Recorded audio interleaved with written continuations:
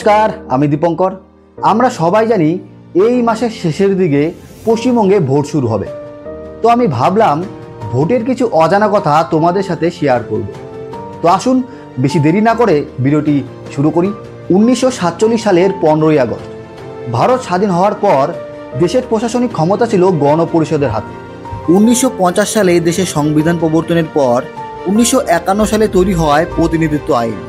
প্রধানমন্ত্রী জওহরলাল নেহরু তৎকালীন পশ্চিমবঙ্গের মুখ্যমন্ত্রী বিধানচন্দ্র রায়ের পরামর্শে সুকুমার সেনকে ভারতীয় নির্বাচন কমিশনের প্রথম নির্বাচন কমিশনার হওয়ার প্রস্তাব দেন।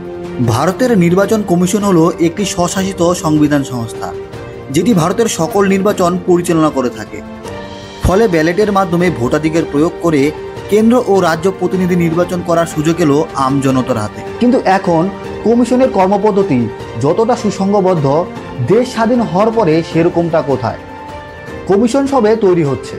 বিশাল দেশে বিপুল ভোটার, কিভাবে হবে এই নির্বাচন? কতদিনই লাগবে এই নির্বাচন? কতগুলো দল নিয়ে গঠিত হবে এই নির্বাচন? প্রশ্ন উঠে সবার মনে।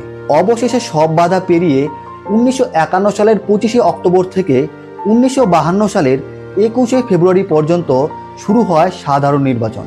1951 সালের 1 জুলাই সুকুমার সেন রাজনৈতিক দলগুলিকে নিয়ে একটি সভা ডাকেন। এই সভার মূল বিষয় ছিল নির্বাচনী প্রতীক কী হবে। এই নিরক্ষর মানুষের ভোট প্রদানের সুবিধার্থে প্রার্থীর নামের পাশে প্রতীক চিহ্ন ব্যবহারের বিষয়টি নির্বাচন কমিশন ভাবতে, যাতে তাদের পরিচিতি প্রতীক দেখে তারা কোন দলকে ক্ষমতায় দেখতে চান সে বিষয়ে জ্ঞান থাকে।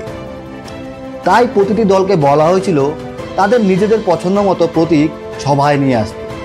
কিন্তু সভা শুরু হওয়ার কিছুক্ষণ পরেই এক সমস্যা দেখা দেয়। সেই সমস্যাটি হলো বেশিরভাগ দলেরই পছন্দ ছিল লাঙ্গল। যেহেতু সকল দলের প্রতীক এক হতে পারে না, তাই সুকুমার সেন ঠিক করলেন কাউকেই লাঙ্গল চিহ্ন দেওয়া হবে না। এই সমস্যা সমাধানের জন্য দ্বিতীয়বারের মতো সবাইকে প্রতীক জমা দিতে বলা হয়। সেই সময় কংগ্রেস পেল জোড়া বলদ, সোশ্যালিস্ট পার্টি পেল গাছ, হিন্দু মহাসভাকে দেওয়া হলো ঘোড়াচড়া এক সাওয়ারি, বি.আর. আম্বেদকরের শিডিউল কাস্ট ফেডারেশন পার্টি পেল হাতি, কমিউনিস্ট পার্টি অফ ইন্ডিয়া নিয়েছিল কাস্তেধানের শীত এবং ফরওয়ার্ড ব্লক পায় সিংহ। এই নির্বাচনে মোট 53টি দলের 533 জন প্রার্থী 489টি লোকসভা আসনে প্রতিদ্বন্দ্বিতা করেছিল। সব মিলিয়ে 20 লক্ষ ব্যালট বাক্স তৈরি হয়। ভোটের তালিকা তৈরি আর টাইপ করার জন্য প্রায় 1.5 লক্ষ ক্লার্ক নিয়োগ করা হয়েছিল।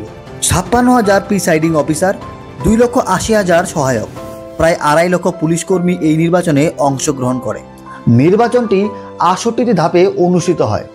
মোট 1,96,084টি ভোট কেন্দ্রের মধ্যে 27,527টি মহিলাদের জন্য সংরক্ষিত ছিল। তো বন্ধুরা, এরকম আরও অজানা ভিডিও পেতে আমাদের ইউটিউব চ্যানেল বঙ্গযাত্রা চ্যানেলটিকে অবশ্যই সাবস্ক্রাইব করুন, আর আমাদের ফেসবুক পেজ বঙ্গযাত্রা অফিসিয়াল পেজটিকে অবশ্যই ফলো করুন, কারণ ওখানেও প্রতিদিন ভিডিও আসতে থাকে।